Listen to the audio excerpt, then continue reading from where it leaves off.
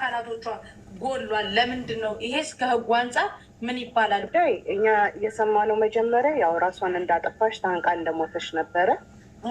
ከዛ በኋላ ግን ጓደኞቼ በራሳቸው ወጪ ሄደው ሬሷን ይዘው መጥተዋል።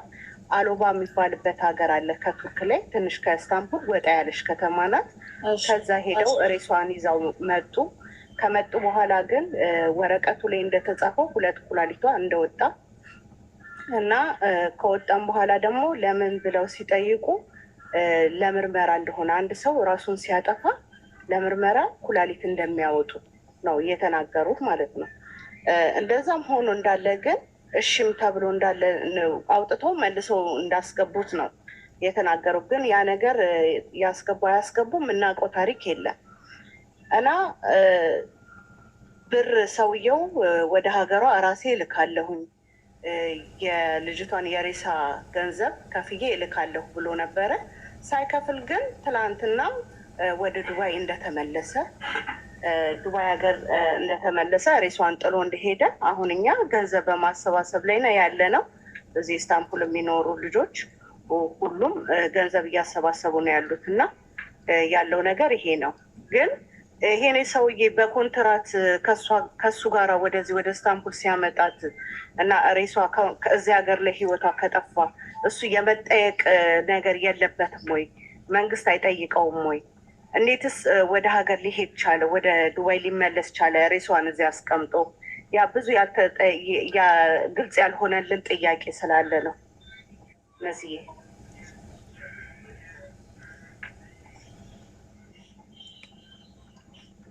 አንቺ የት ነሽ ያለሽው? እህቴ እዚህ ኢማራት ነሽ?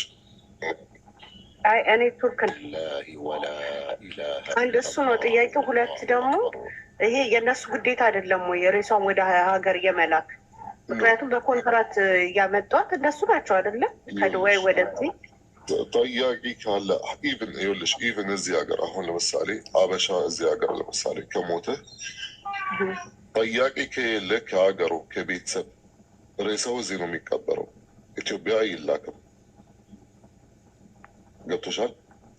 ኢቭን እዚህ ጋር አሁን ወይም ወንድማችን ቢመጣ ማለት ነው ከኢትዮጵያ ኤምባሲ ሬሳ እዚህ ሀገር እዚህ ሀገር ከሞተ ጠያቂ ወይም ማንንም ከሌለ የሚጠይቅ እዚህ ነው የሚቀበረው። ሌሽ ነው ወደ ኢትዮጵያ የሚልኩት? ላኩት እዛ ኢትዮጵያ። ከዛስ የሚቀበለው ከየለስ? ገብቶሻል? ስለዚህ ልጅቷ እኮ እህትም አለቻት። ከእንደገና ደግሞ ባሏ ደግሞ ከዱባይ ወደ ኢትዮጵያ እንደገባና ሬሷን እንደሚቀበል እህቷ የት ናት? ኢትዮጵያ አዲስ አበባ ናት መሰለኝ ያለችው። ላስ ጠለብ ታስገባ ወደ ኤምባሲ ማለት ኢትዮጵያ ኤምባሲ እዛ ያለው ጠለብ ታስገባ። ቱርክ ኤምባሲ የለንም እንዴ? ግን እኛ ኧረ ለምን የለም አለ። ኦኬ። ስለዚህ የዱባይ ኤምባሲ እና ይሳቅ እንደውም በጣም ተጨንቆ ይህች ልጅ አስክሬኗ ገባ ወይ ምናምን ራሱ ብሎ ሲጠይቅ ነበረ። በቀደም ራሱ ታሜዛ አንድ ላይ ነበረ ጊዜ ማለት ነው። ግን አሁን የኔ ትልቁ ጥያቄ እች ልጅ ራሷን ካጠፋኝ ታሜ ማለት ሆስፒታል ቱርክ ላይ ለምን ማለት ኩላሊቷ መከፋፈቱ ለምን አስፈለገ? ለሐቢብቲ አሁን ሌባው እንዴት ብዬ ላስረዳሽ? ወረቀት አለ። ግን እስቲ ወረቀቱን ላኪልንና ታሜ አንብበው። ሴፍቲ ከየለ ወይም የምጠይቅ ስለየለ ምን ችግር አለ? ጠያቂ ስለሌለ ብለዋት ነው። ካስፈለጋችሁ ደግሞ ይወስዳሉ። ማንም የሚጠይቅ የለም እንትን የሚላችሁ የለም። ግን አሁን ቤተሰብ ሰው ካለ ኦፍኮርስ እንደዚህ ደፍሮ አያደርጉም።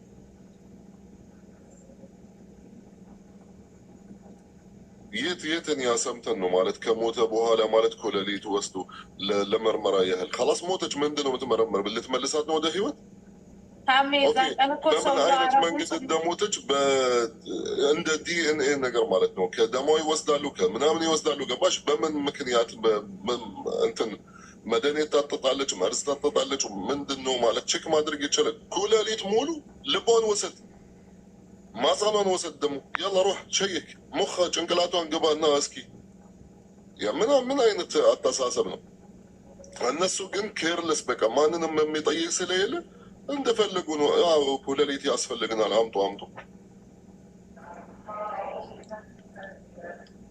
ታሜ እኔ እንደሚመስለኝ ከሆነች ልጅ ራሷን ማጥፍታ ላይሆን ይችላል። አሁን የኛ የብዙዎቻችን ጥያቄ የሆነብን ነገር ስላለ ነው፣ ማለት ጥያቄያችን ስላልተመለሰ ነው።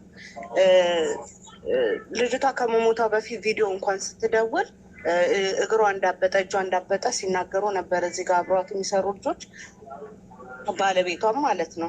ሜቤችን ልጅ እንደዛ አድርጓት ከሆነ በኋላ ሲወቷ የጠፋው ያለፈው ገባ ሰዓት ሞትስ አውጥቶት ከሆነ ቱርክ ላይ የማይሰራ ነገር የለም። ገባ ያንን ነው ለእኛ ጥያቄ የሆነብን እና ሳንቸኩል ሬሷን ላለመሸኘት ማለት ቸኩለን ሸኝተን ነገ ጠዋት ጥያቄ እንዳያስነሳብን ለዛ ነው። እና ጓደኞች ሬሳው ግን አሁን ሆስፒታል ውስጥ ነው ያለው ማለት እንዳይበላሽ ማድረቂያ ምናምን ማድረቂያ ተወስቶ ታጥባ በስርዓት እንትን ብለው ጓደኞቼ ኦልሬዲ እነሱ ናቸው እንትን ያሏት እና አለች። አሁን ወደ $4,000 ለራሱ ይፈልጋል ሬሷን ለመሸኘት ማለት ነው። መጀመሪያ ከፍላለ ያለ ሰውዬ ነው ጥሎ የሄደው። እቺ ልጅ ሰላም ሰላም፣ ውድና የተከበራችሁ የዚቲ ቤተሰቦች እንዴት ናችሁ? ሰላማችሁ ብዝት ይበልልኝ። እኔ ጋር ሁሉ ሰላም። ይህን ቪዲዮ ላይክ፣ ሼር፣ ሰብስክራይብ አድርጉ። በቀደም ለታ ሞተች የተባለችው እህታችን እንግዲህ በቱርክ መዳሟ ጋር አብረው ለመዝናናት ቱርክ ሂደው ራሷን እንትን ብላ ተገኘች ሽንት ቤት ውስጥ የተባለችው ይህ ነገር ውሸት ሆነ። እንግዲህ እንደሰማችሁት ኩላሊቷ 2 ኩላሊቷ ወጥቷል። ለምንድን ነው 2 ኩላሊቷ እየወጣ ሲሉ ሀበሾች ሂደው እንግዲህ መዳም ጥላ ወደ ዱባይ ተመልሳለች። ለምንድን ነው ኩላሊቷ እየወጣ ብለው በሚጠይቁበት ሰዓት ምን ቢሉ ጥሩ ነው? ለምርመራ ነው። እንዴት ነው አንድ ሰው ህይወቱ ካለፈ በኋላ ራሱን በራሱን ቢሆንም ህይወቱን ያጣው እዚህ ጋር እንዴት ምን አይነት አነጋገር ነው? ማለትም ህይወት ካለፈ በኋላ 2 ኩላሊት አውጥቶ ለምርመራ ነው ማለት የማይመስል ነገር ለሚስት አትንገር ሆኖብናል። እና ስለዚህ ሁላችሁም ፍትህ ማለት አለብን። ይሄንን ደግሞ መስማት አለባችሁ። እንግዲህ ከዚህ በፊት መዳም ራሷ ይሆን መጀመሪያ ኩላሊቱን ቱርክ ወስዳ ኩላሊቷን ያስወጥታት ከዛ በኋላ ይሆን የዚች ልጅ ህይወት የጠፋው ወይስ ምንድን ነው? ምንነቱ ምንም የታወቀ ነገር የለም። ለማንኛውም በጣም ያሳዝናል፣ ልብ የሚሰብር ነገር ነው የእውነት። ሰሞኑን በተለይ ዱባይና ሳውዲ ላይ እህቶቻችን በአሰቃቂ ሁኔታ ህይወታቸው እያለፈ ነው። ሀይ የሚል ለነሱ የሚጮህ ሰው የለም። በጣም ነው የሚያሳዝን። እንግዲህ ባልታወቀ ነገር አሁን እች ልጅ የተባለው መጀመሪያ ሌላ፣ አሁን ግን 2 ኩላሊቷ አስክሬኗን ሲያዩ ሀበሾች ሄደው 2 ኩላሊቷ የለም። ለምንድን ነው ኩላሊቷ የሌለ? ራሱን እንትን ያለ ሰው ምርመራ መደረግ ያለበት በቱርክ ውስጥ ህግ እንግዲህ ይሄ ነው ወይ አይደለም የሚለውን ጥያቄ ውስጥ ፈጥሯል። በጣም ያሳዝናል፣ ስለ እውነት ለመናገር ማለት ነው። እንዴ አንድ ሰው ህይወቱ ካለፈ በኋላ ጭራሽ ኩላሊት ማውጣት፣ 2ቱም ኩላሊቷ የለም። ስለዚህ መጀመሪያውኑ ኩላሊቷን አውጥተው ቢሆንስ እች ልጅ ህይወቷ ያለፈው? በጣም ነው የሚያሳዝን፣ በጣም ነው ቅስም የሚሰብረው። እውነት እቺ የመሰለች የምታሳዝን ልጅ እንግዲህ እንደዚህ ሆና ተገኝታለች። ከሞቷ አሟሟቷ ልብ የሚሰብር ነው በጣም ከሚባለው በላይ ማለት ነው። ያሳዝናል እውነት። ምክንያቱም አንድ ሰው እንዴት ነው ይሄን አክል ደረጃ ኧረ በስመ አብ ከሞተ በኋላ እኔ ሰምቼም አላቅም። አንድ ሰው ህይወቱ ካለፈ በኋላ 2 ኩላሊቱን ለምርመራ ማውጣት። ምክንያቱም ከዚህ በኋላ ህይወት አይተካላት፣ አያድናት፣ ከሞት አያስነሳት። 2 ኩላሊት ማውጣት ምን አስፈለገ? እና ይሄ ነገር ምንድን ነው? መዳም ራሷ አስወጥታ ነው እንደዚህ ያደረገችው። መጀመሪያ ልጅቷ ህይወቷ ከማለፉ በፊት ይሆናል ኩላሊቷ የወጣ እየተባለ ነው። እነሱ ጥለው እንዴት ነው ግን አላፊ ናቸው። እነሱ ጋር ነው ስትሰራ የነበረ። እንዴት ነው አስክሬኗን ቱርክ ጥለው እነሱ ወደ ዱባይ እየተመለሱት? እንግዲህ አሁን አስክሬኑ ያለ አበሾች ጋር ነው። አበሾች ናቸው ወስደው አጥበው ሲያዋት ጊዜ ነው 2 ኩላሊቷ እንደሌለ የተናገሩት። ከዛን አይ መልሰን አስገብተናል፣ መርምረን አውጥተን አስገብተናል። ያ የገባው ኩላሊት እውነት ቢኖር ራሱ እሱንም ደግሞ እርግጠኛ አይደለንም፣ ይኑር አይኑር አናቅም። 2 ኩላሊቷ አስገብተናል አሉ። አስገብተውም ይሁን አይሁን የምናውቀው ታሪክ የለም። ግን ምንድነው የምርመራ ውጤቱ 2 ኩላሊቷ እንደሌለ ነው ያሳየ። ያሳዝናል በጣም እውነት ከባድ ነው። እግዚአብሔር ልቦና ይስጣቸው ብቻ አላቅም።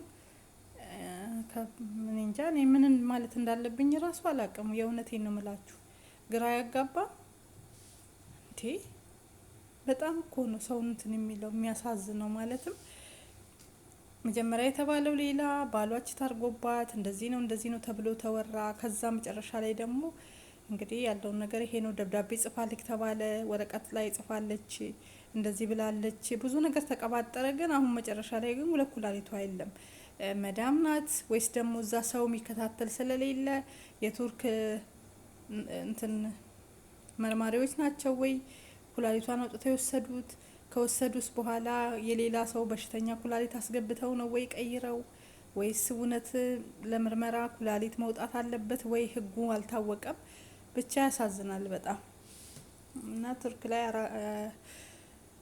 $4,000 ተጠይቋል ማለት ነው አስክሬን ለማስገባት። ለዛም ብሩንም እናዋጣ እየተባለ ነው። እኔ ግን እንደ ራሴ አስተያየት ከሆነ ይሄ ነገር አንድና አንዱ ሳይረጋገጥ እች ልጅ ኩላሊቷ ለምንድን ነው ተወጥቶ የተወሰደው? ይሄን በኤምባሲ መጠየቅ አለበት። የቱርክ ኤምባሲ ወገቡን ገትሮ እንትን መከራከር አለበት ለዚች ልጅ ማለት ነው።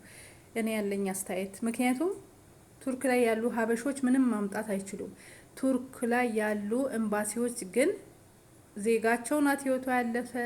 ያቺ ዜጋቸው ደግሞ ህይወቷ ካለፈ በኋላ እንዴት ነው መርማሪዎቹ አስክሬኗን ከአስክሬን እንዴት ሁለት ኩላሊቷ ለምን የለም እንዴ? ለምን ተወሰደ? ማን የወሰደው? አሁን ሰው በሁለት ተካፍሏል። ግማሽ መዳም ራሷ ናት አውቃ የወሰደች ይላሉ። ግማሽ ሰው ደግሞ እያለ ያለው እንግዲህ መርማሪዎቹ ናቸው ማለት ዶክተሮቹ ናቸው አውጥተው ሰርቀው ነው የወሰዱ እየተባለ ነው። አልተረጋገጠም። ያለው መረጃ እንግዲህ ነግራችኋለሁ። ኤምባሲዎች ግን መቆም አለባቸው። ቱርክ ላይ ያሉ የኢትዮጵያ ኤምባሲ ለዜጋው መቆም አለበት። ካልቆመ ሌላ ምንም ነገር አይሰራም። ኩላሊታችን እያሰረቀ እንደዚህ ያስደረገን ዝም የሚል ከሆነ የአምባሲ ምንም አይነት ነገር ፋይዳ የለውም ማለት ነው። ስለ ዜጎቹ ግዴታም አይሰጠውም ከዚህ በኋላ ማለት ነው። ማለትም ተስፋ የለንም እና ይሄ ነገር አንድ ሊባል መባል አለበት ማለት ነው። በጣም ነው እውነት የሚያሳዝነው ጉድ